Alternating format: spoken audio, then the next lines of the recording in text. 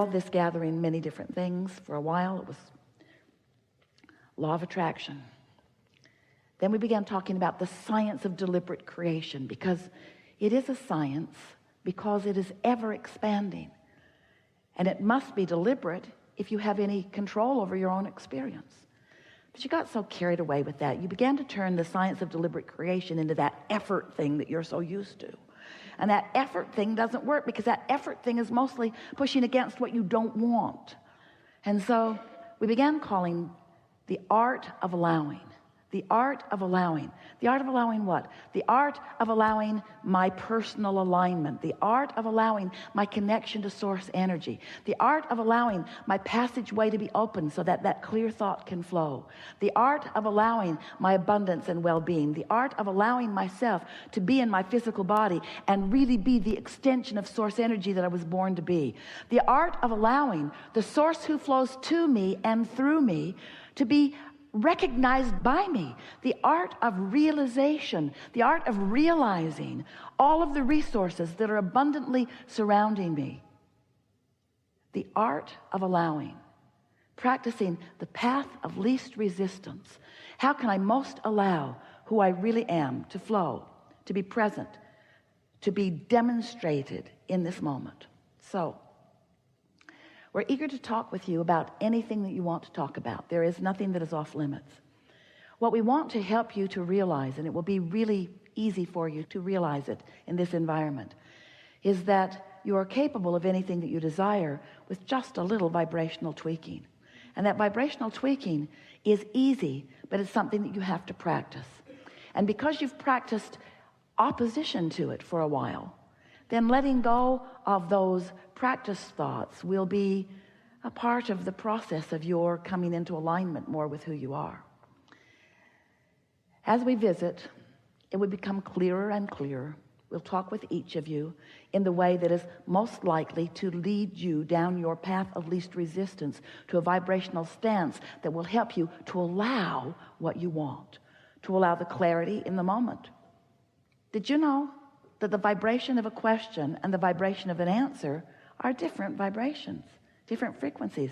Just like you can't set your radio dial on 98 FM and hear what's being broadcast on 106 AM. The frequencies have to match up.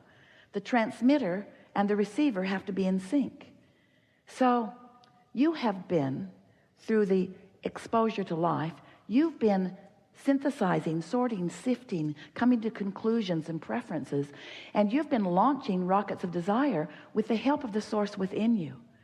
So there is this beingness that is you, this worthy, prosperous, vital, alive being, surrounded with all of the things that you have identified that are important to you, that you want, that for the most part you're not quite yet a very good match to. This seminar really is about helping you to come into vibrational alignment with who you really are, to allow the whole of you to be present. Because when the whole of you is present, not only do you have clarity, which is delicious, not only do you have vitality, which is delicious, not only do you feel love and worthiness, which is delicious, but you are allowing the whole of who you are to be present, which is powerful. It is intoxicating. It is who you are. And once you begin experiencing that sort of alignment, where you're streaming that inspiration on a regular basis, you will never again be willing to step back into negative commentary or negative thought that deprive you of all of those resources. The leverage of alignment is unfathomable through your physical terms, in the sense of comparison. You all have 24 hours a day, but the effort factor is so limited.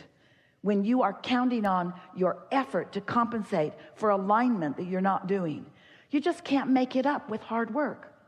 There's just not enough action in the world to compensate for that misalignment of energies. But with just a little bit of awareness and understanding of how this all works, you can find yourself in vibrational alignment with who you really are, and you can access the energy that creates worlds and flow it through your vantage point toward the creation of whatever you want. You can feed the hungry. You can help the world find its balance. You can be or do or have anything that you choose, but you cannot do it from your disconnected, cut off from source energy perspective. You can't join the complainers and the pushers againsters and accomplish or be what you've come to be. So let's get going. Let's sort it out a little bit at a time. It is our expectation that you will push the reset button today, that you will find vibrational alignment with who you are, and that you will participate in the energy of that alignment long enough that you will be forever vibrationally changed. Now, we don't mean this alignment that is certain to happen today is not like a college degree where once you get the certificate, you just hang it on your wall and it's yours forevermore. It's not like that, because your alignment either is or isn't in the moment. But you're going to be able to tell from now on whether you're in alignment or not, because you can tell by the way you feel. Your emotions are the key to your alignment. The better you feel, the more in alignment with who you are and all that you've become you are. The worse you feel, the more out of alignment you are. Sort of like the hot and cold game. Kate wanted to play that with Jerry and Esther when she was really little. They played it in a big building. She would hide something in the building, and then she would give them clues so that they could find it. You're getting warmer, she'd say. You're getting warmer. You're getting warmer. Getting colder. And because she knew where it was and because she gave good clues, they always found it. It was so much fun. Sometimes Jerry would pretend that colder was warmer and warmer was colder, but Kate never let him get away with that. You know better than that. You know what warmer means, Jerry. You know what warmer means. You know. And you know what good feels like. And you know what not good feels like. So stop pretending that you don't know. You know. You know when you feel good and you know when you don't. So let's get going. What do you want to talk about? So much has happened. We're in such a good place. Let's not mess it up. Let's take the momentum that we've already established and let's hold that place of knowing that all is well and acknowledge that you're an extension of source energy and you are here with great purpose, and that purpose is joyful beingness. That purpose is discovering a way to let the natural resources of well-being flow to you through the details of your preferences. Did you hear that? The resources of well-being flow to you through the details of your important preferences. You've been sifting and living and identifying your important preferences, and not one of your preferences has gone unnoticed or untended to.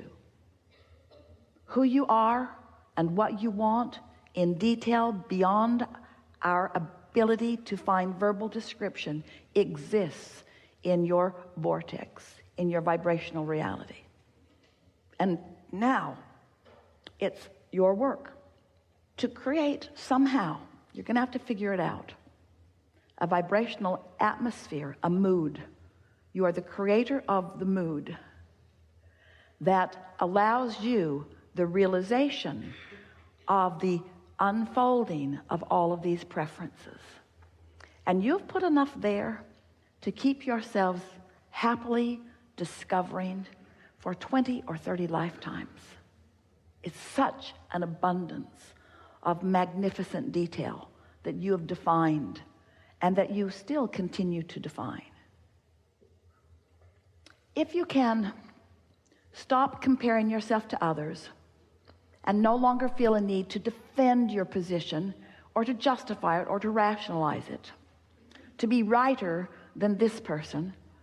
The other day, someone delivered the most beautiful bouquet of flowers to Esther at her new house. And someone was there with her when they came.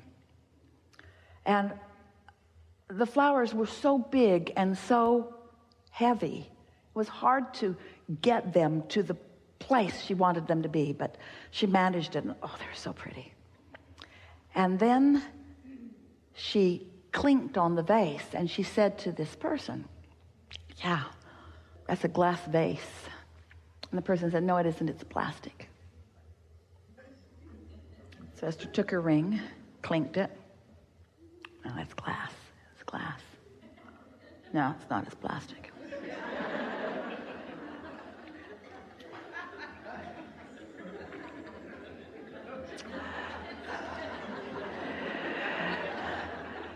Never mind the most beautiful bouquet of flowers in the world.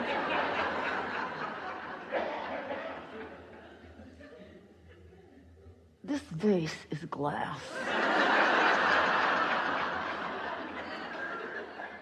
No, it isn't. It's plastic.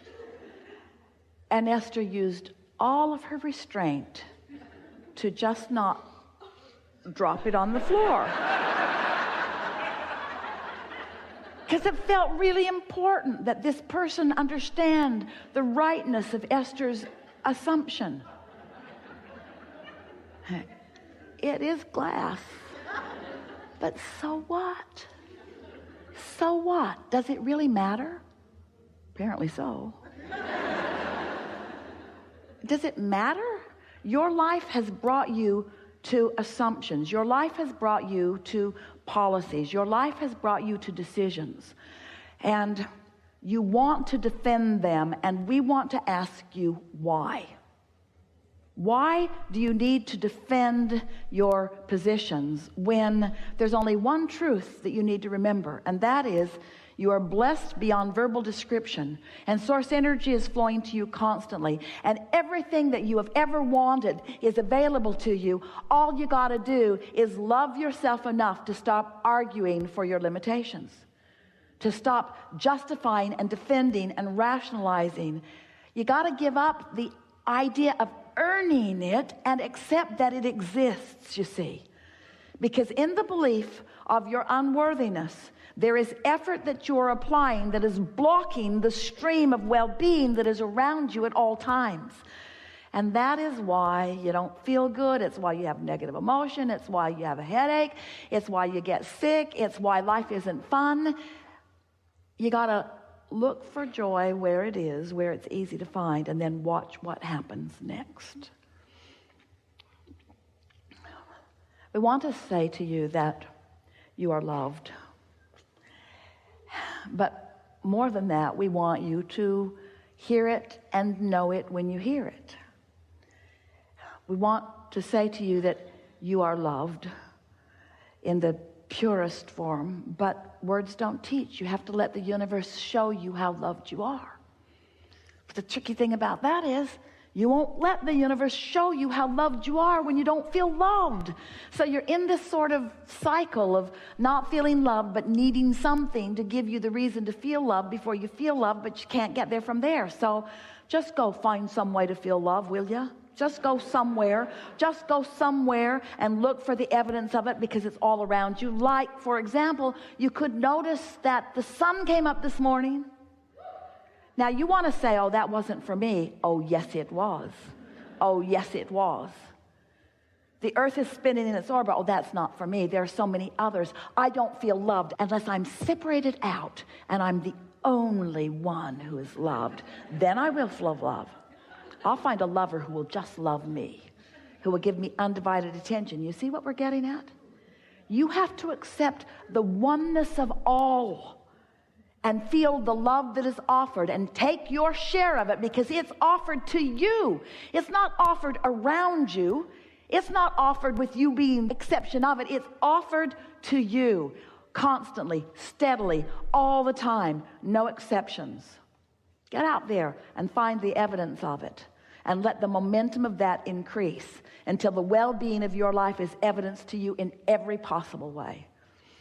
There is great, and when we say great, you have no idea how great we mean by great love here for you.